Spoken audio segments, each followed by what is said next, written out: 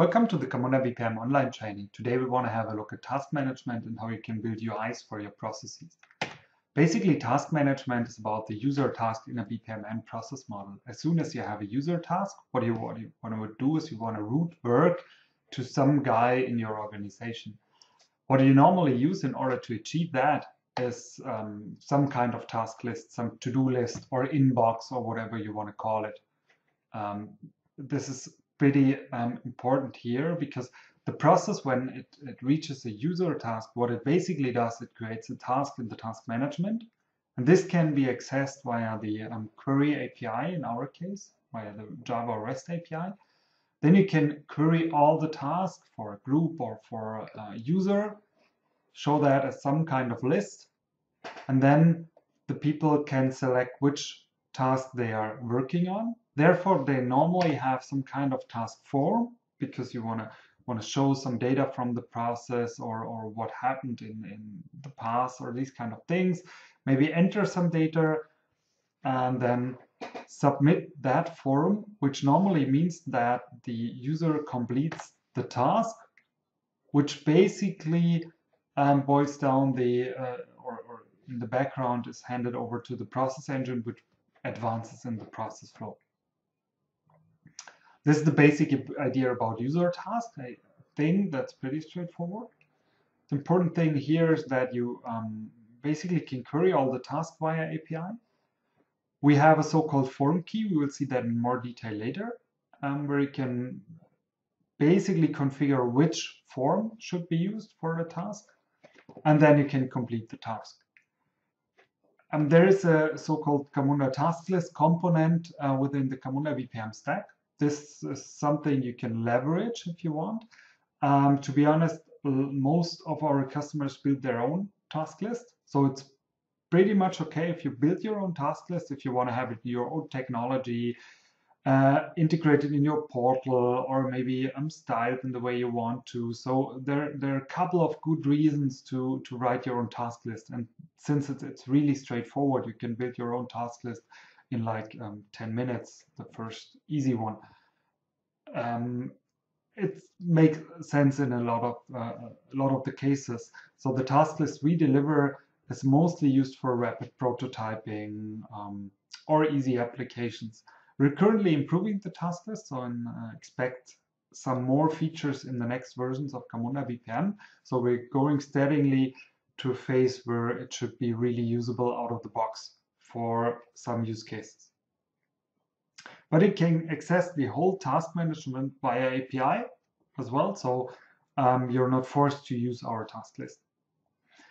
What I said with the form key is basically the same. You can use the form key. It's a string for us. You can use it for whatever you want. So it might reference a form, but it might also configure some JSON configuring UI or whatever. We'll see that in more depth later on. Okay, that's basically about task management. When you completed that task, basically the workflow engine, the process engine decides how to move on. And if it reaches another user task, that task is put on the task list again.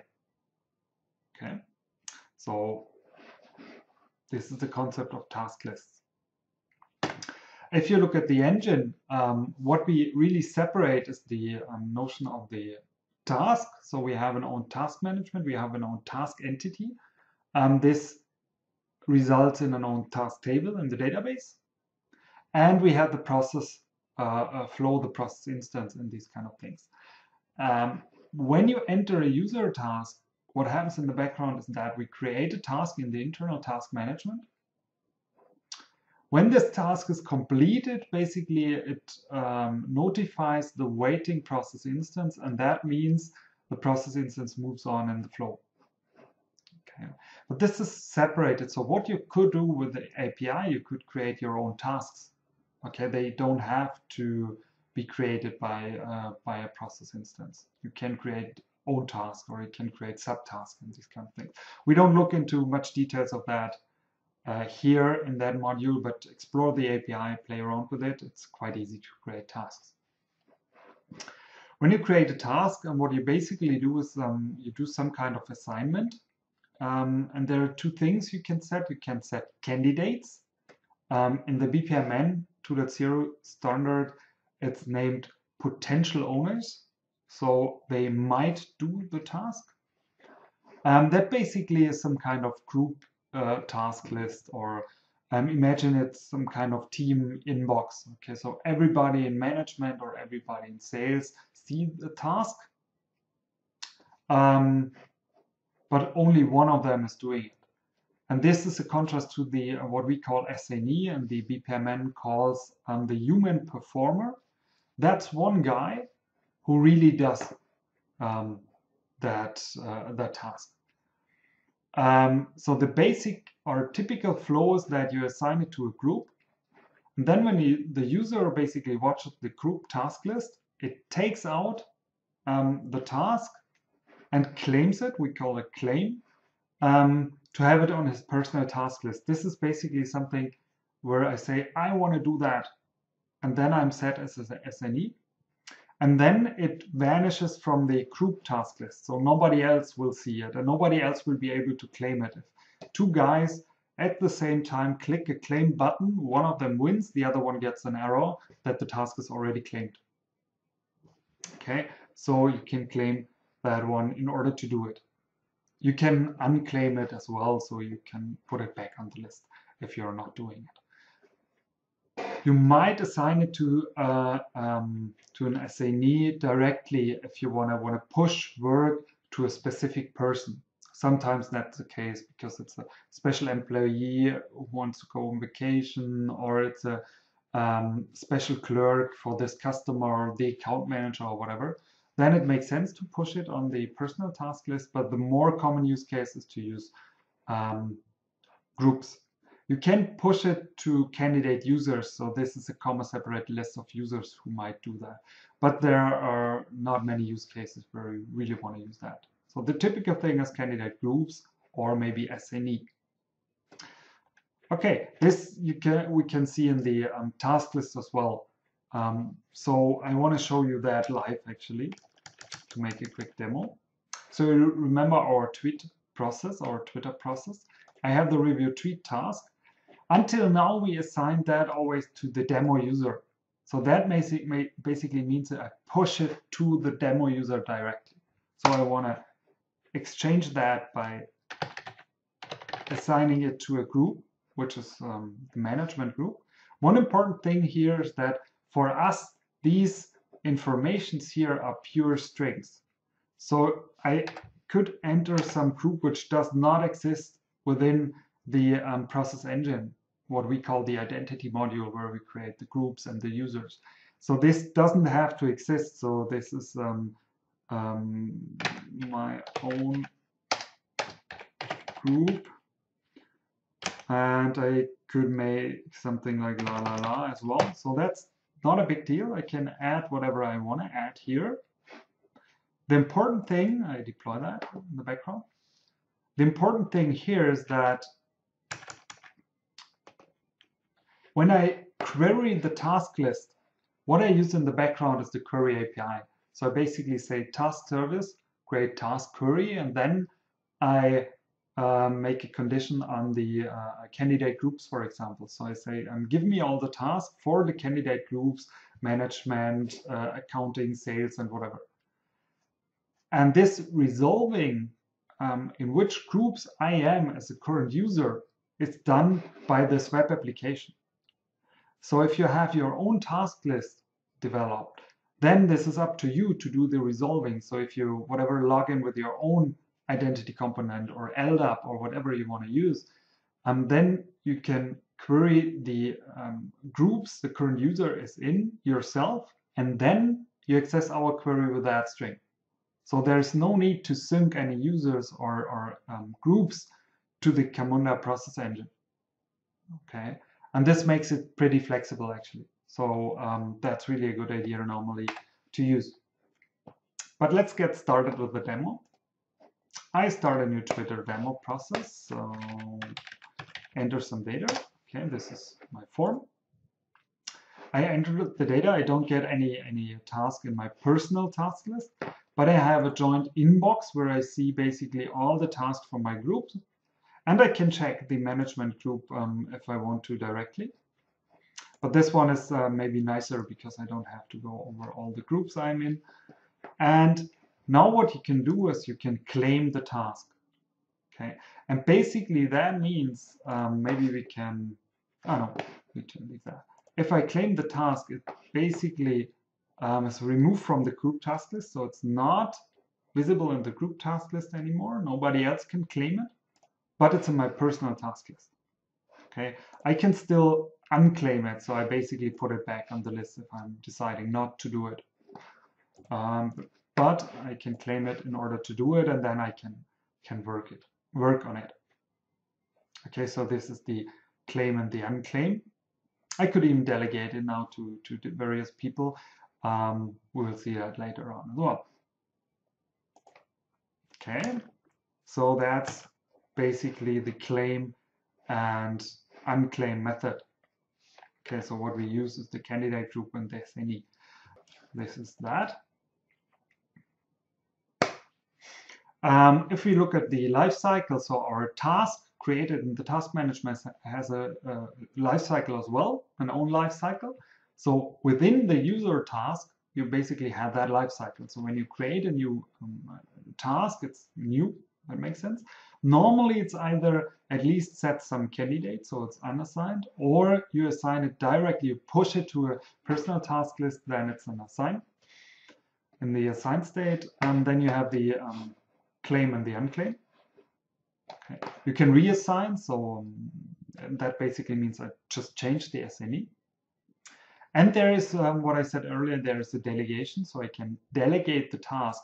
That basically means the difference between reassign and delegate is that with reassign, I change the SNE. With delegate, I remember who was the original SNE. And when I resolve that task later, it's basically put back on the task list of the original SNE. So that means, okay, please do it. And when you've done, tell me. And then I will maybe review it and I will complete it. Okay, that's the difference between delegate and reassign. When it's completed, it normally gets deleted. So it's not visible in the runtime anymore. Okay, that's it. That's the life cycle. There are a couple of attributes on a task which might be interesting as well, because you can have a look at that. So if you look at the task of Camunda, what we have is we have the ID, the name. That's interesting. The ID is the primary key in the database of that task. The name is basically the name from the BPMN process model, but if you use expression language here, like we saw in other modules already, if you use that, it's resolved before the name is set on that task. So this one is already the correct resolved name.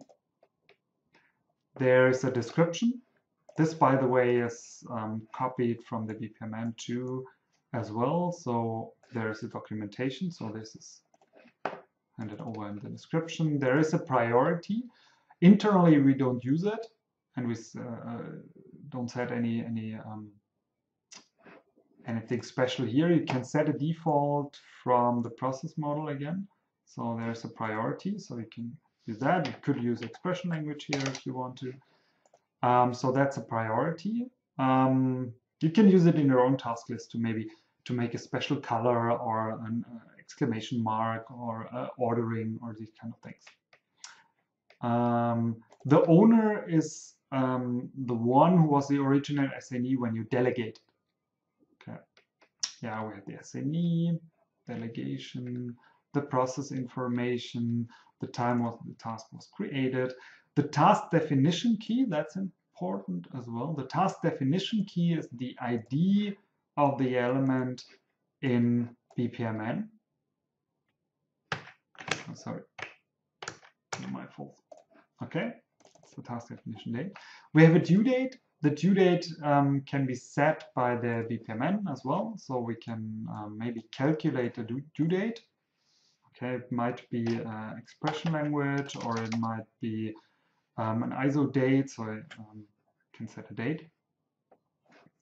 That's a due date. We don't use the due date internally, but you can use it for sorting your task list, or you might want to have some mechanism to query overdue tasks and sending emails or escalations or these kind of things. That's something normally you build externally and use the query API. You can set a follow-up date, which basically means I don't want to work on this date before, on this task before that date. So that means basically normally it's hidden from the task list until the date is due. So it's basically, yeah, hiding some tasks until some date. Pretty nice. Yeah, and basically that are the important things. So this is something you can do on the task. Okay, let's quickly maybe have a look at the API. We do that in the test case. You already saw a bit in the first overview about this. So I start a Twitter demo process here. And now I use the Java API, and this is what I want to leverage now to do a task query for all tasks for demo. In this case, this should fail now, right? Because we assigned it to management now. Yes. So let's quickly verify that. Okay, we have a different problem here. I refresh my Eclipse. I think it didn't build it. Test case. And typical Eclipse problems. This is what I normally do then. I clean the project. And then it should work, yeah. Okay, so we started it. Expecting task to be assigned to user demo. But it's not. This is actually already this one. Okay, so we comment that. But we should see it here. But here we don't see it that nice actually, because the single result method should return a null object, and then we get a null pointer here. So this is actually not a nice test case. Serve not null task.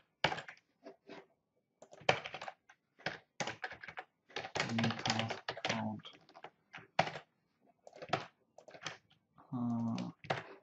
So let's check that. Yes. So we don't get a task. So we don't want to make a restriction on the task SME, but we say task candidate group. And now this is interesting as well. Now we could use a task candidate group in. So I can hand in a list of groups I'm currently in. Okay, so this is normally it's a two-step approach. The first thing is you query all the groups for the current user, and the next thing is you query the group task list for all his groups. Okay, in my case, I make it easier. I want to have everything for management.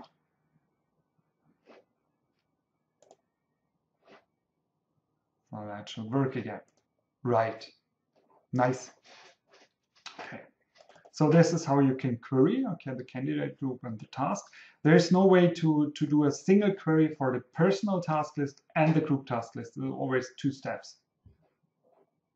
Okay. So I get the task.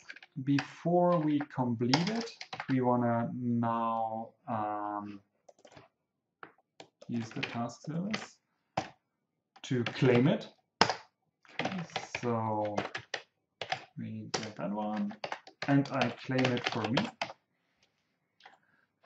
What I said earlier, there's no user burned currently configured in my engine, but it will work. It's a string. The engine actually don't care. Okay. So, and then what we do, we check two things.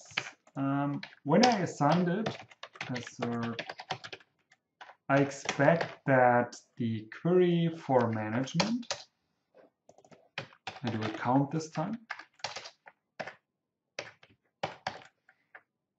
Don't want too much. Should not find it anymore because it's now claimed. Okay, but it should be found for the task SNE. Right. Let's check that. Works. Okay. This is how it works. As soon as you claim, it's removed from that one and set to my personal task list. I could unclaim it.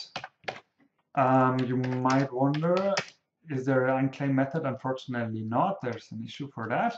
What you can do is you can claim the task for user now. And then it's changed.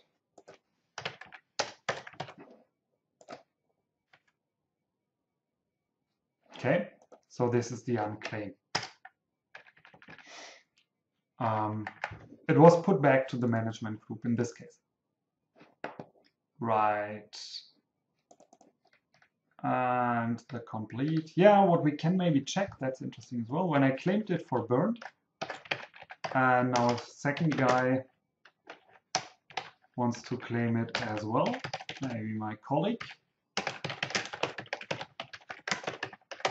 Then this should give an exception. I make it easy for the moment, and I just print it on the stack trace, but I don't want to fail the test case because that's fine. That's as expected. So let's see. Yeah, we got a stack trace here. So it says task 107 is already claimed by somebody else. Yeah, that makes sense, right? By the way, it was intentional that the name of the one who claimed it is not mentioned in the exception, because you might not want to give that information to the user. Okay. Fails as expected. So this is basically about the query API. We might move on with a quick addition. We are currently in Java. A pretty common use case is actually that if you create a user task, you want to send an email, a push notification to somebody where you say, okay, hey, here's the task for you to do. Makes sense, right? How you can easily achieve that, because it's no built-in functionality, but it's really easy to do. As you can write a listener, there are so-called task listeners. Okay, that's an own API from us, like execution listeners, but task listeners, where I get notified if I get a new task, or if it was assigned, or if it was ended. And then I can have some Java, and there's an example actually online. So that's a good moment to check the examples. So if you go to our Camunda GitHub repository, you find the Camunda BPM examples. And there you find a lot of examples how to do various things. And if you go to user task assignment email, you will find exactly the code I used here. Okay, so I basically just copied it. And what it basically does, it gets the task. It queries our identity service for the user object and gets the email from it. This is something now that's a bit tied to our identity component used here. So if I have the demo user, for example, I have an email configured for it. And this is used here. And then I send an email via, in this case, Apache common simple mail. Pretty easy stuff. And I send over a link. Okay. This is attached to the review tweet user task with not an execution listener, but a task listener. And I use it for the event assignment. So then it's send it. So let's quickly check that.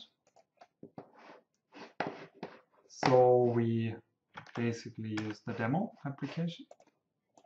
Nope, wrong. We create a new Twitter demo process. Okay. So it got submitted to the management group. The interesting thing is now, no, I don't get any email because the management group was assigned. Okay, so In this case, I would have to write some code which basically curls all the user from the management group and send them an email if I want to do that. But we haven't did that here. But as soon as I am assigned, okay, because it might be pushed to my task list or somebody delegated it to me. Okay, I got an email for the review tweet task, and I get the link, which is basically the same as the display button, so we can jump in the form directly and approve it or not. Okay, so that's already pretty good what we have. So we saw the whole life cycle, you saw the API, we saw the task listener. The next thing we want to talk about is the task forms. For the task forms, till now we always use JSF. And what you basically do here, for us, that's an external task form. And because the JSF is external to the task list, so it could be whatever you like. It could be Vaadin or GWT or PHP or whatever you like, actually. And what you can do is for every start event or for user task, you can configure a so-called form key. This is, first of all, it's a string. You can write in whatever you want. But our task list interprets that in a way that we have a special format you have to follow here. In the case of the external task forms, what I basically do is I tell the task list that this is provided by the application. This is used in order to build the right URL for the form. And I tell it part of the URL which I want to use for that form.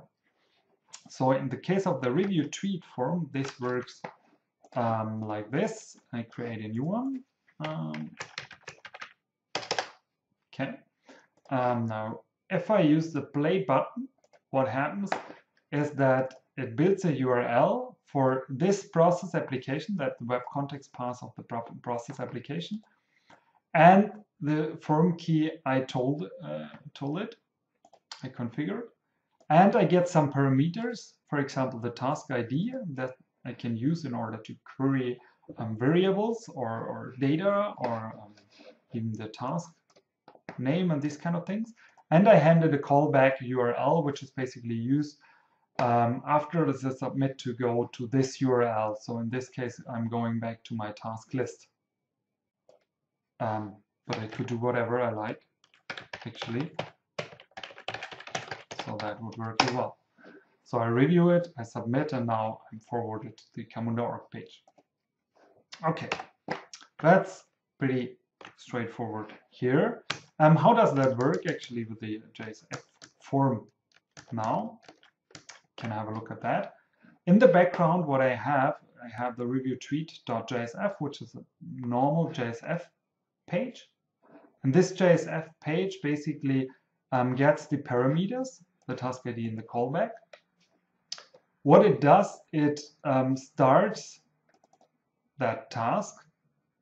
That basically calls the context in the background. There's some CDI magic involved. We'll see that in a minute. Context in the background. I'm now working on this task. So after I did that, I can just say task. So the process engine knows which task is mentioned here. And I can use some special stuff here for the process variable in order to access that. So this is magic in the background. You don't have to care about that. We will do that for you. And that's pretty cool, actually, with CDI. So I have the process variables here. I have the task. And I have a button where I tell the task form to complete. That basically in the background, that calls our task service with the complete task method. And that's it. Pretty easy form here, I hope. Okay, this is how we used JSF. You can use whatever you like here. So you're not tied to JSF. You can write your own Vaadin task list or maybe only your own Vaadin forms. Then you have to hand over the task ID and these kind of things. You can use HTML5, PHP, or whatever you like. We have, this is an example from a customer using Swing. No problem, you can use that. You might even want to use third-party software for task management. We have customers using possble or SAP task management. So what we do there when we create the task, With the listener, we call a web service to create the task in the third-party application, and then we get the event back when the task is completed, so we can call our task service complete method and move on in the process. Pretty straightforward to integrate as well. For the JSF support, we saw that already live. How it works is actually leverages CDI, contextual dependency injection. It's part of the Java EE standard. And that's actually pretty cool. We provide a CDI integration. That's the so-called business process. And this one is after you call that start task method or some other methods to basically combine it with the right scope. After you did that, what you can do is you can query for variables. Now it knows which task or process instance I'm talking about, so I can always query for variables. This can be used, in this case, the example that's pretty common, we have an order managed by JPA, the entity manager, and I just stored the order ID in my process as a process variable. And I can now find that by querying the process variable, finding the order by primary key, and then produce it as an own bean, a CDI bean with the name order. And when I do that, I can, in my JSF form, I can just write order. Okay, because I started the task, so it's clear which process I'm talking about. I'm getting the order ID variable, finding the right order for it, and then I can display it. You could even update it with the right form. And this works with the entity manager. You have second level cache and these kind of things. So that works pretty good actually out of the box. You might want to use the order in the expression language of process definitions as well. Okay, it's powerful, but it's not part of this module. So we leave the CDI and JSF integration for now. If you're interested, have a look at the Java EE process application tutorial. So there's a get started tutorial where you can do that step by step. If you're interested in Java EE and CDI, that's your homework to do. And as a second exercise, you can write maybe your own task list using JSF. That's really easy. It takes like 15 minutes. So what you can do, you can write a task list controller. Okay, pretty easy JSF bean. Inject somehow the current user and get his groups, and you inject the task service from us. Then you can do the task query. Maybe tied to one process, maybe it's global task list, so you will skip that. And then you can use the result in a very easy table from JSF. Okay, should not take longer actually than 50 minutes if you're good in JSF. Maybe an hour if you have to set up all the JSF parts. If you have questions for that, we can answer them in the live meeting as well. I'm happy to do that. Okay, but there are other forms of task forms as well. So we provide not only the external task forms using your own technology, but you can do something integrated in our task list. And there are basically three ways to do that.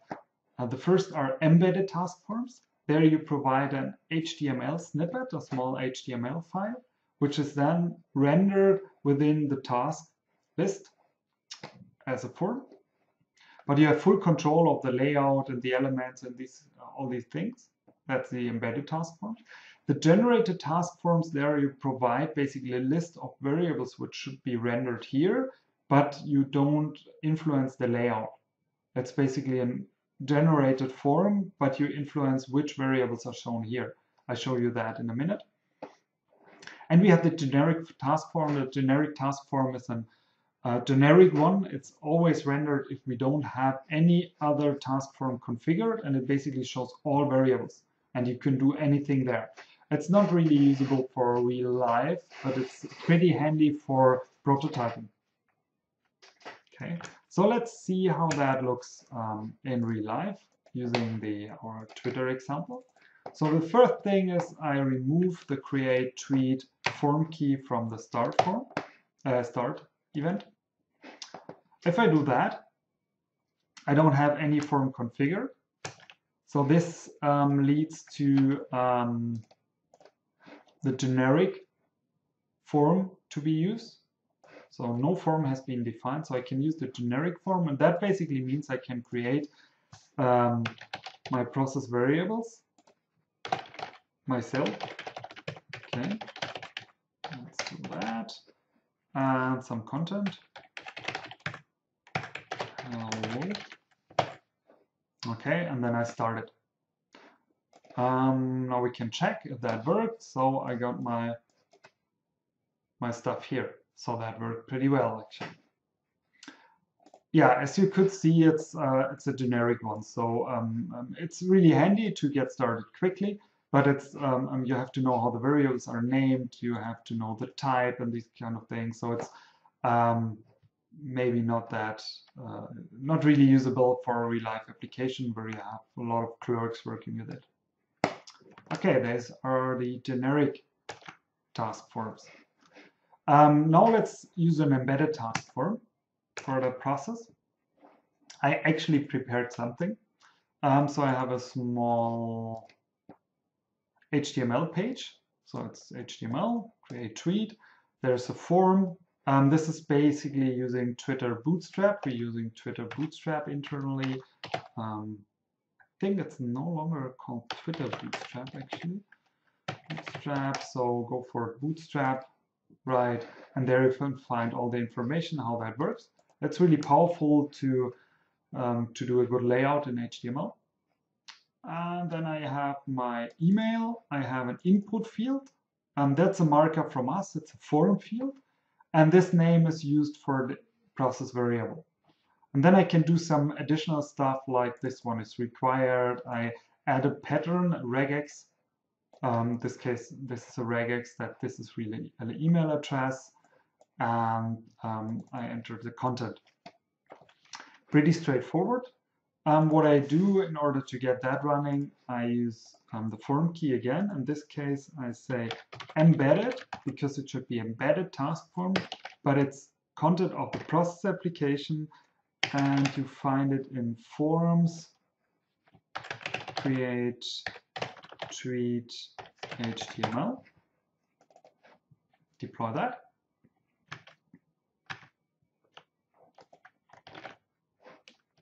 Okay, should be done. Yeah, and now I get this task form here with the email and the content. Okay, so we can check that. How should be sufficient. Works, and again, the process variables are written correctly. Okay, these are the embedded task form. Actually, that's quite powerful. If you look at the documentation, there you find information about the task forms